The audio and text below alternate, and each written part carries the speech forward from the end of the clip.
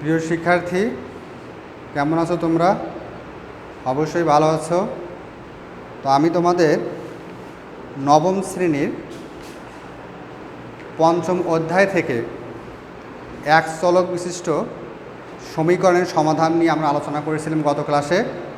তো আজ তোমাদের পরবর্তী অঙ্কগুলোর সমস্যা সমাধান করার চেষ্টা করব।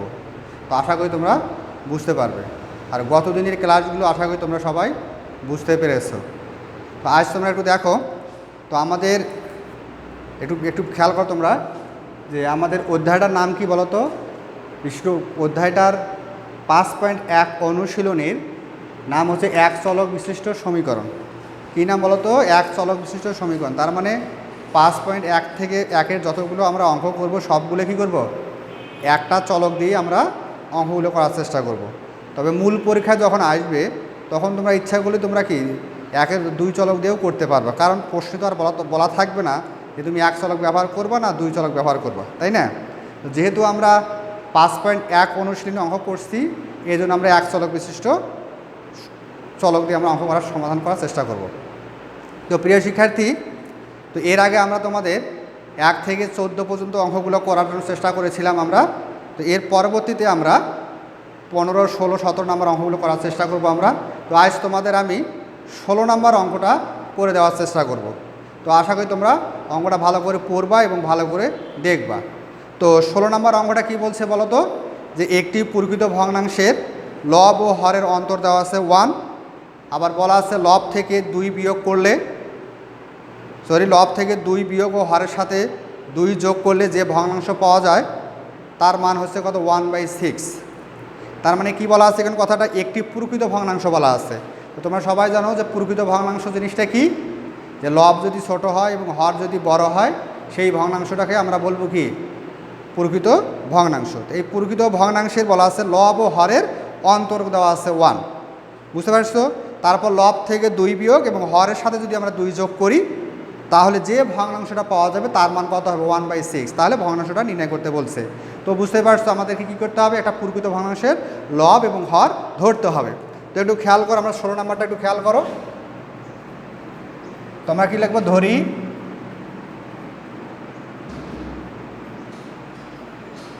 প্রকৃত ভগ্নাংশের লব এক্স। দেখো আমরা কি ধরলাম? যে প্রকৃত ভগ্নাংশের লব কত? এক্স। তাহলে হর কত হয় বলো দেখি? যেহেতু বলা আছে লব ও হরের অন্তর, অন্তর মানে হচ্ছে বিয়োগ, তাহলে আমরা হর ধরার সময় কী লিখবো? যোগ আকারে লিখবো। অর্থাৎ কী হয় বলো তো? এক্স প্লাস কত? 1। কারণ এই এক্স প্লাস 1 থেকে তুমি এক্সট্রা বিয়োগ করো, দেখা যাবে কী হবে? 1 হয়ে যাবে। বোঝা গেছে কথাটা? তো তারপর আমরা কী লিখবো? অতএব ভগ্নাংশটি লিখবো। তো ভগ্নাংশটি কি মানে বলো দেখি? উপরে হবে লব আর নিচে হবে কি? হর। তাহলে উপরে বলো এক্স, নিচে কত? এক্স প্লাস কী হবে? 1 হবে। বুঝতে পারছো তোমরা? তো এরপরে দেখো কি বলছে কথাটা? যে লব থেকে 2 বিয়োগ আর হর সাথে কত? 2 যোগ করতে বলছে, তাই না? তাহলে এখন লেখো শর্ত মতে। আমরা কি লিখবো? শর্ত মতে কী বলছে বলো তো?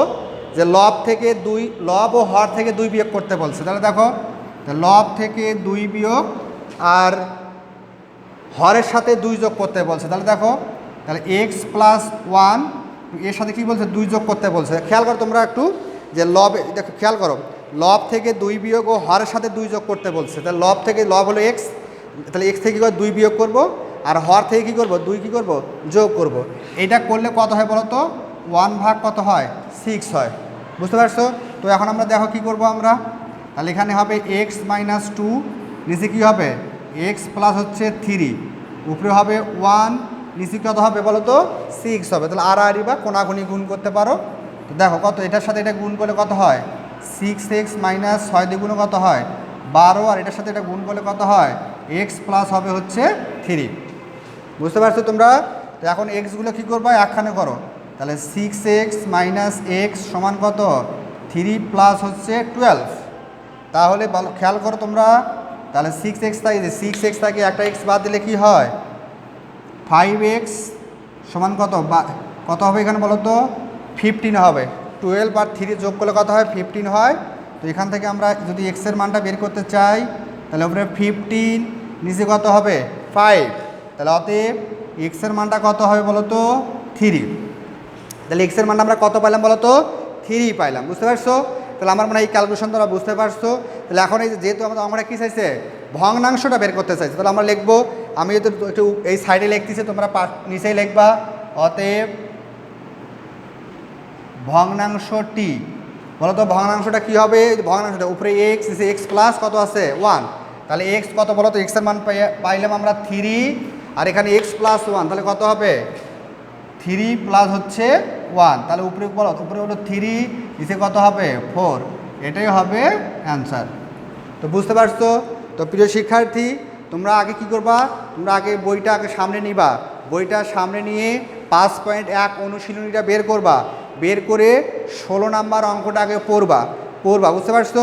তো 16 নাম্বার অঙ্কটা বলছে কি যে একটি প্রকৃত ভগ্নাংশে লব ও হরের অন্তর দেওয়া আছে 1, তারপর বলা আছে লবের সাথে যদি 2 বিয়োগ করা যায় এবং হরের সাথে যদি 2 যোগ করা যায়, হ্যাঁ, তাহলে ভগ্নাংশটার মান কত হবে? উপরে হবে 1, নিচে হবে 6। এটা কিন্তু প্রশ্নের মধ্যে বলা আছে। তো আমরা এই অঙ্কটা সমাধান করার জন্য দেখো কী করলাম, যে প্রকৃত ভগ্নাংশের লব হলো এক্স, হর হলো কত এক্স প্লাস 1, যেহেতু অন্তর বলা আছে, তাহলে ভগ্নাংশের উপরে লব হবে, নিচে কী হবে হর হবে। তো বলা আছে, প্রশ্নটা বলা আছে লবের সাথে 2 বিয়োগ, আছে 2 বিয়োগ করছি, আর হরের সাথে কি বলা আছে 2 যোগ করতে বলছে, বুঝতে পারছো? তাই যে 2 যোগ করলাম, এটার মান কী হবে 1/6 হবে। তারপরে আমার মনে হয় এই সরল ক্যালকুলেশনগুলো তোমরা বুঝতে পারবা। তো বুঝতে পারছো তোমরা অঙ্কটা, 16 নম্বর অঙ্কটা বুঝতে পারছো? তো এরপরে আমি 17 নম্বর অঙ্কটা তোমাদেরকে করে দিচ্ছি।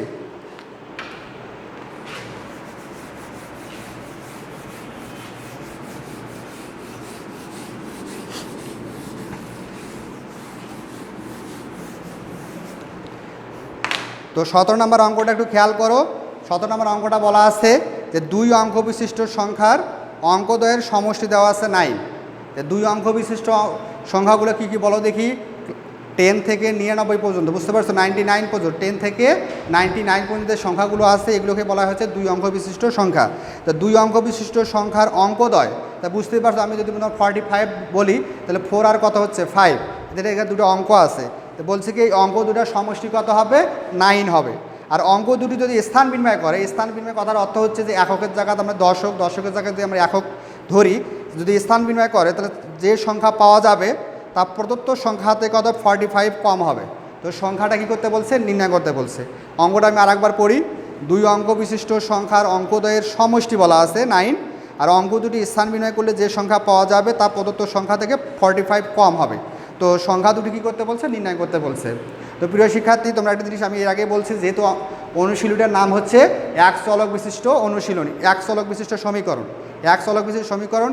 এই অঙ্কটাও যেমন আমরা ইচ্ছা করলে 2টা চলক এক্স এবং ওয়াই ব্যবহার করেও করতে পারি, আবার একটা চলক দিয়েও ব্যবহার করতে পারি। যেহেতু আমরা 5.1 এক চলক বিশিষ্ট সমীকরণ আমরা সমাধান করছি, এই জন্য আমরা কী করব?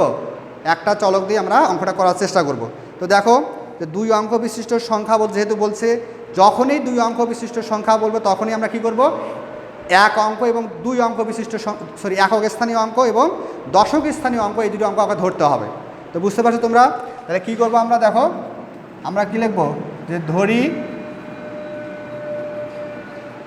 একক স্থানীয় অঙ্ক হচ্ছে কত? এক্স। আর এরপর আমরা কি ধরবো বলো তো? এরপরে ধরবো আমরা দশক স্থানীয় অঙ্ক। এই তোমরা কিন্তু ওয়াই ধরতে পারবে, আমি বলছি কিন্তু ওয়াই ধরতে পারবে, যেহেতু এক চলক আছে আমরা ওই জন্য ওয়াই ধরবো না। এখানে বলা আছে যে অঙ্কদ্বয়ের সমষ্টি বলা আছে কত? 9। তো সমষ্টি থাকলে কী করতে? বিয়োগ করতে হবে। তাহলে আমরা কি লিখবো? 9 মাইনাস কত? এক্স। তো তোমরা একটু খেয়াল করো, দেখো 9 মাইনাস এক্স আর এক্স এই দুটো যদি আমরা যোগ করি, মানে সমষ্টি মানে কি যোগ করি, দেখো প্লাস এক্স আর মাইনাস এক্স কিন্তু কাটা যায়, এই জন্য এক্স মাইনাস কিন্তু 9 লেখা যাবে না। বুঝতে পারছো? কী লিখতে হবে? 9 মাইনাস কী লিখতে হবে? এক্স লিখতে হবে। তো প্রথম কাজ হচ্ছে একক স্থানীয় অঙ্ক ধরা, দ্বিতীয় কাজ হলো দশক স্থানীয় অঙ্কটা ধরতে হবে। তারপরে কাজটা হচ্ছে সংখ্যাটি লিখতে হবে। কি লিখতে হবে? যে অতএব সংখ্যাটি কি বলো দেখি? সংখ্যাটি লেখার নিয়ম হচ্ছে যে এককের সাথে, অর্থাৎ একক স্থানীয় অঙ্ক যেটা থাকবে তার সাথে 1 গুণ করতে হবে, আবার দশক স্থানীয় যে অঙ্কটা আছে তার সাথে গুণ করতে হবে, গুণ করে যোগ করতে হবে। তাহলে যা বলো তো এখানে একক স্থানীয় অঙ্ক কত এক্স, তাহলে এই এক্সকে 1 দ্বারা গুণ করতে হবে, তারপর কি চিহ্ন দেবো প্লাস চিহ্ন দেবো, দিয়ে এই দশক স্থানীয় অঙ্ক যারা থাকবে তাকে 10 দ্বারা গুণ করতে হবে।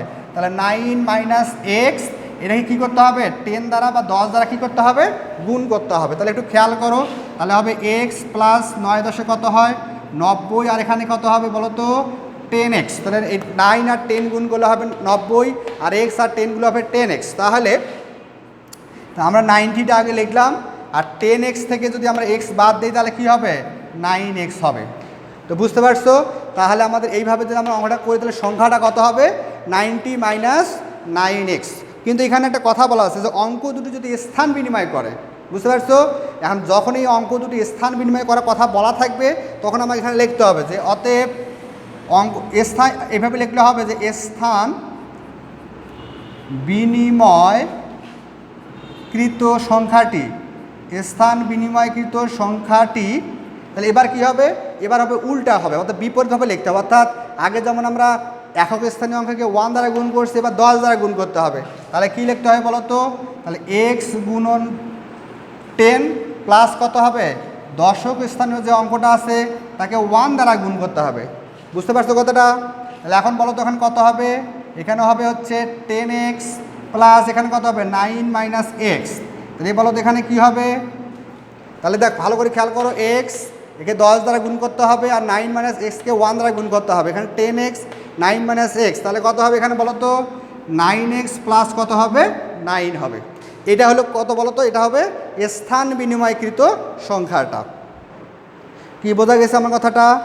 এরপর আমাদের কি করতে হবে বলো তো দেখি, এখানে এবার বলা আছে যে অঙ্ক দুটি স্থান বিনিময় করলে যে সংখ্যা পাওয়া যাবে তা প্রদত্ত সংখ্যা থেকে 45 কম।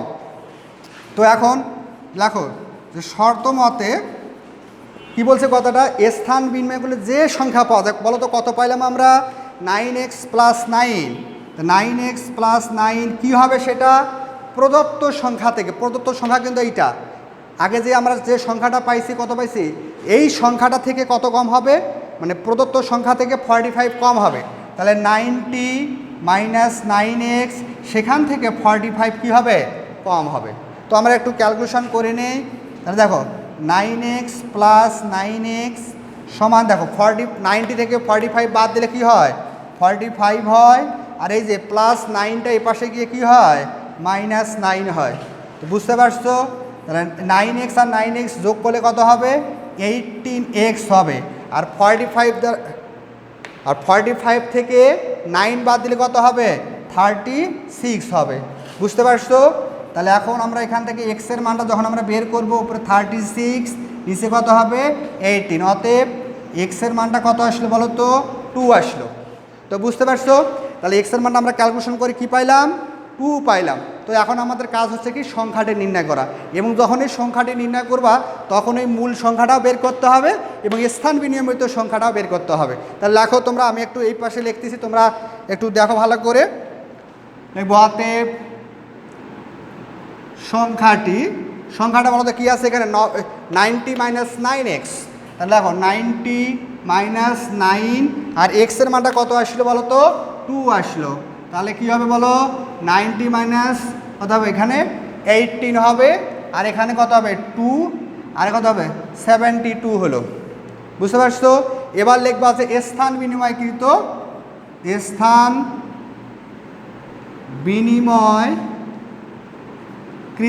সংখ্যাটি, স্থান বিনিময়কৃত সংখ্যাটি বলো তো কোনটা, যে 9x প্লাস 9। তাহলে লেখো 9x প্লাস কত 9, x এর মানটা বসালাম এখানে, তো 9 দ্বিগুণ কত 18 প্লাস 9 কত হবে 27 হবে। তো প্রিয় শিক্ষার্থী তোমরা বুঝতে পারছো, তাহলে আগের যে সংখ্যাটা ছিল সেখানে কি হলো 72, আর স্থান বিনিময়কৃত সংখ্যাটা হয়ে গেল 27। তো তোমরা যে দেখো আজ আমরা 16 নাম্বার এবং 17 নাম্বার এই অঙ্ক দুটির সমস্যা আমরা সমাধান করে দিলাম। তো পরবর্তী ক্লাসে আমরা পরবর্তী অঙ্কগুলো নিয়ে আমরা আলোচনা করব। আশা করি তোমরা আজকের এই অঙ্ক দুটি তোমরা বুঝতে পেরেছো। আর তোমাদের যেটা 15 নাম্বার 18 নাম্বার এবং 19 নাম্বার এই 3টি অঙ্ক তোমাদের হোমওয়ার্ক হিসেবে থাকবে। তোমরা এই 3টি অঙ্ক তোমরা কি বাসায় করে আমার তোমাদের হচ্ছে গ্রুপে কমেন্টস আকারে তোমাদের কমেন্টসের মধ্যে গ্রুপে তোমরা কী করবা পাঠাই দিবা। তো আজকের মতো আমরা ক্লাস শেষ করছি। তো তোমরা সবাই ভালো থেকো।